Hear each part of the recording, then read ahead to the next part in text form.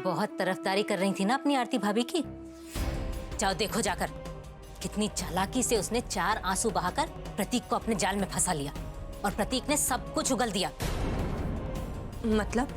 मतलब ये कि वो तुम्हारी पोल खोल रहा है। यश और आरती के सामने वो तुम्हारे झूठे सपने की सारी बातें बता रहा है। मेरी बात पर तो तुम्हें भरोसा नहीं होता ना? मेरे भगवान की कसम, जाके खुद देख लो।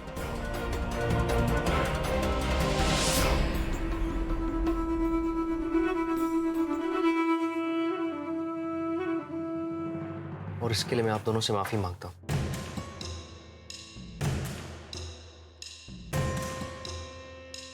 मैं मानती हूँ कि मैंने झूठ बोला, लेकिन मैं प्रतीक की तरह आपसे माफी नहीं मांगूंगी। झूठ बोला मैंने, क्योंकि सच बोलने पर इस घर में कुछ भी नहीं मिलता। परी, सही तो कह रही हूं मैं प्रतीक। मम्मी जी से मैंने ईमानदारी से पूछा था मुंबई जाने के बारे में, लेकिन उन्होंने साफ साफ मना कर दिया। लेकिन मुझे मुंबई जाना था किसी भी हाल में। लेकिन यहाँ इस घर में ना अपनी मर्जी अपने शौक का कोई काम कर ही नहीं सकते। क्यों? क्या शादी का मतलब सिर्फ यही है कि अपनी जिंदगी अपनी खुशियों के साथ समझौता करो?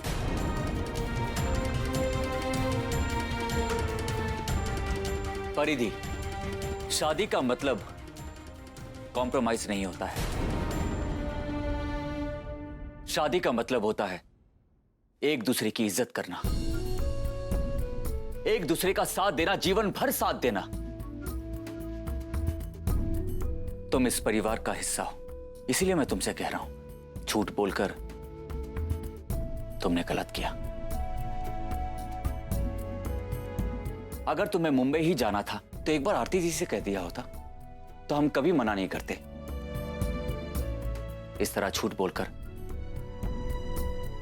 तुमने हम सभी का दिल दुखाया है। फ्लाइट का टाइम हो गया है, तुम लोग जाओ। नहीं भैया, मैं कहीं नहीं जाऊंगा। प्रतीक, तुमने मेरी बात नहीं सुनी। भैया, मैंने कहा ना आपसे कि हमसे जो गलती हुई है उसको सुधारने का सिर्फ एक ही तरीका है कि हम मुंबई नहीं जाएंगे, बस। आप कैसी बात कर रहे हैं प्रतीक भैया? आपने अपनी गलती मान ली है, अपना प्रायश्चित भी कर लिया है आपने। और सच में मुझे बहुत अच्छा लगेगा अगर आप लोग मुंबई जाएंगे तो। भाभी, बात अगर आप दोनों की होती तो मैं शायद मान भी लेता, लेकिन अपनी खुशी के लिए बच्चों को हर्ट करना, इतना सेल्फिश नहीं हूं मैं। और बच्चों को तो सिर्फ साल में एक ही छुट्टी मिलती है ना स्कूल से, और उसका तो वो कितना बेसब्री से इंतजार करते हैं। आपको पता है वो तीनों कितने एक्साइटेड हैं? अंश, पायल, पलक, उन तीनों ने तो अभी तक अपने बैग्स भी अनपैक नहीं किए, सिर्फ इसी इंतजार में कि शायद आप दोनों मान जाएंगे और उनकी विश पूरी हो जाए। प्लीज भाभी, आप भैया के साथ मुंबई चली जाइए ना, प्लीज। प्रतीक, तुम बच्चों की खुशी चाहते हो ना? तुम भी तो हमारे लिए बच्चे ही हो।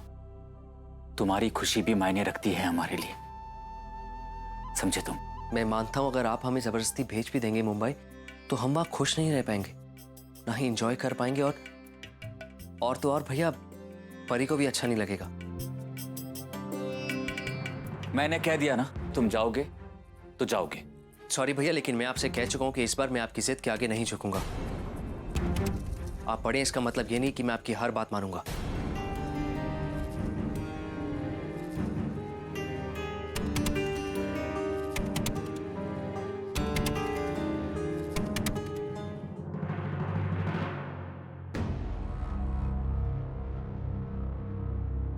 प्रतीक सुनो, प्रतीक रुको।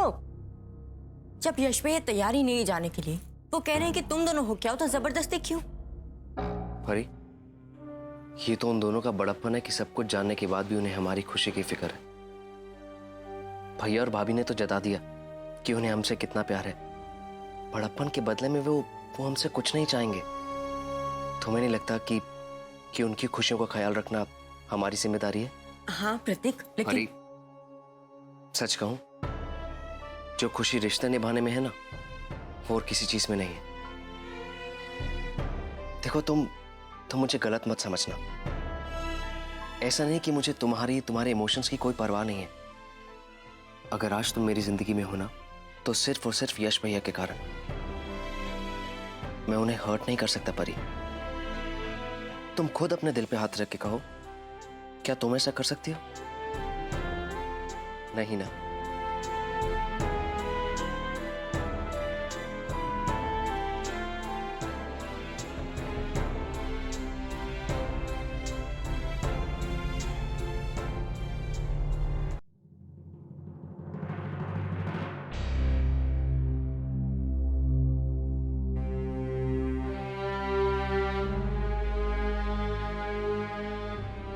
बाबूजी,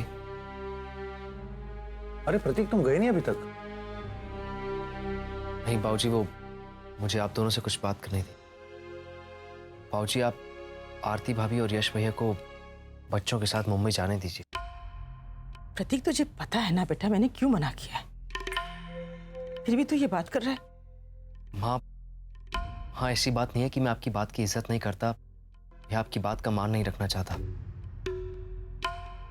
आप ही ने बचपन से सिखाया है ना कि भगवान जैसी एक शक्ति है जो हमेशा हमारे साथ रहती है। फिर जब उस पिता का हाथ सर पर है तो किसी चीज का कोई डर नहीं। हाँ, आप हमेशा कहती है ना कि माता पिता अपने बच्चों का कभी बुरा नहीं चाहते, और उनका आशीर्वाद हमेशा उनके बच्चों के साथ रहता है। फिर आपकी प्रार्थना और ईश्वर के आशीष के साथ कोई भी मुश्किल आपके बच्चों तक नहीं आ सकती। आपने देखा ना माँ कि बच्चों के चेहरे कैसे मुरझा गए थे, कितने उदास हो गए थे वो। प्लीज उनके लिए। वैसे प्रतीक सही कह रहा है गायत्री।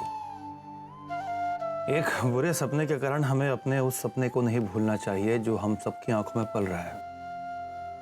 वो सपना जिसमें यश पहले जैसा फिर जिंदगी से प्यार करने लगे, फिर पहले जैसा मुस्कुराने लगे। मुझे भी लगता है कि यश, आरती और बच्चों को छुट्टी मनाने जाने देना चाहिए।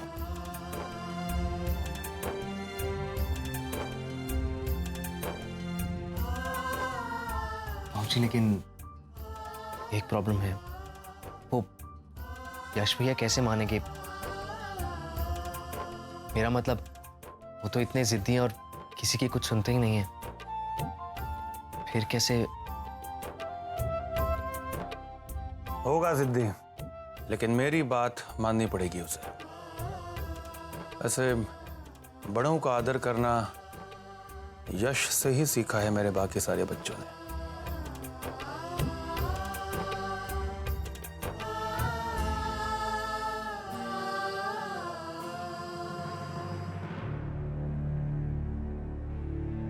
प्रतीक बहुत जिद्दी हो गया है, मेरी कोई बात नहीं मानता वो। अपने बड़े भाई का कुछ तो असर पड़ेगा ही।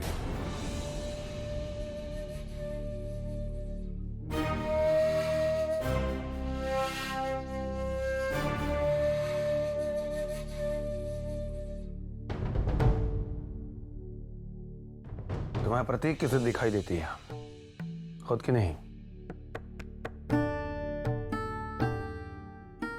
आरती बहू, तैयारी करो, बच्चों के साथ मुंबई जाना है ना। और तुम एक शब्द मुंह से नहीं निकालोगे। अगर अपने बाबूजी की बात का मान ना रखना हो तो बात और है।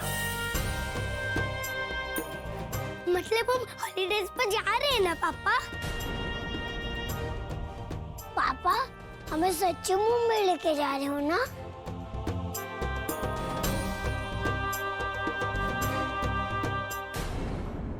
पुनर्विवाह